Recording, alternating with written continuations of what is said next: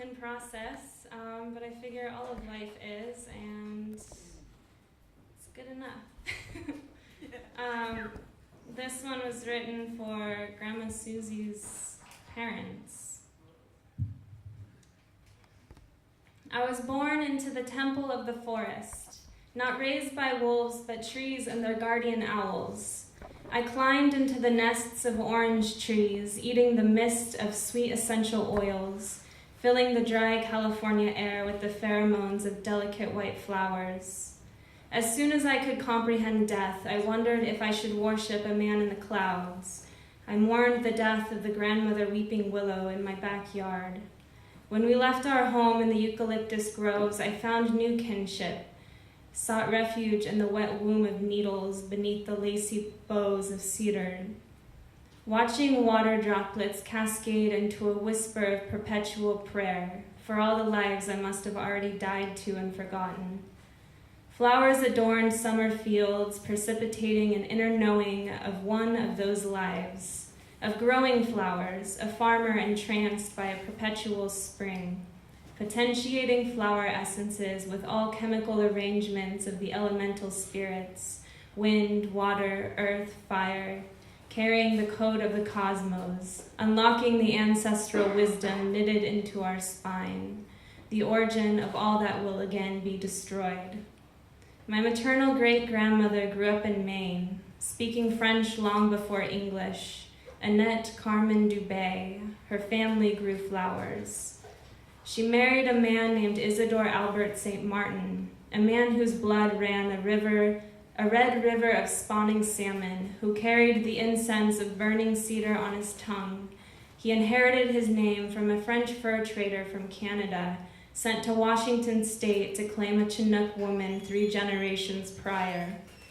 A culture of deep kinship with the temple of trees swallowed whole.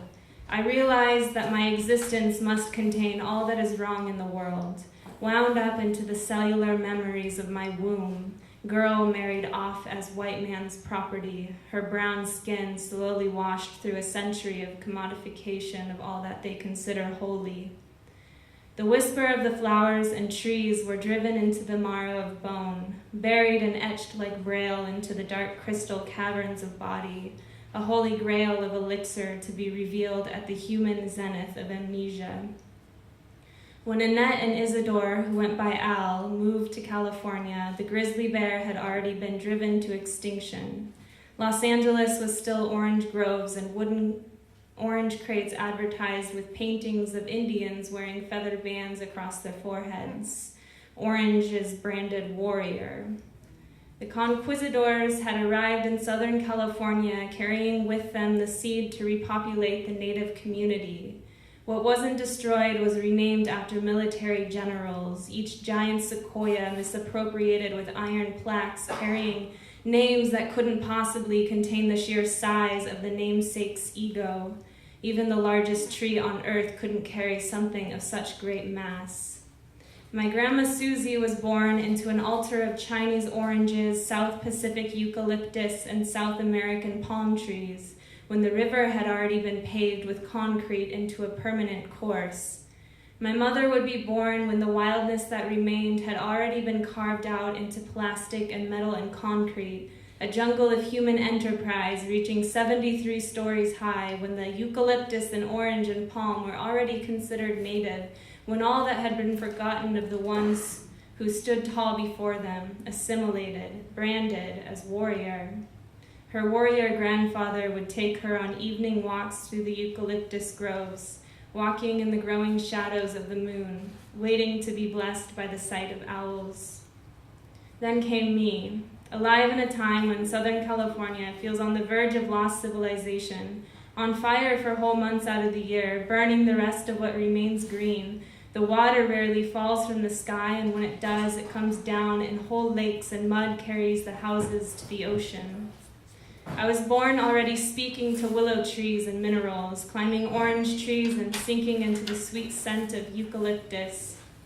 I was born blessed by owls, decoding the whispers of the cosmos written into stone and leaf.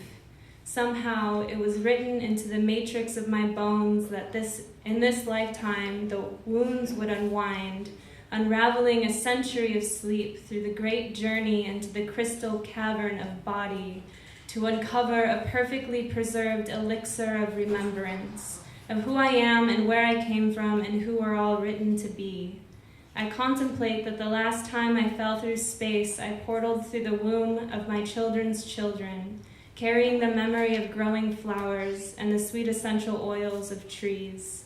And I realized that my existence must also contain all that is right in the world, because through the forgetfulness of surviving eventually comes the remembering of our becoming. Yo. Woo!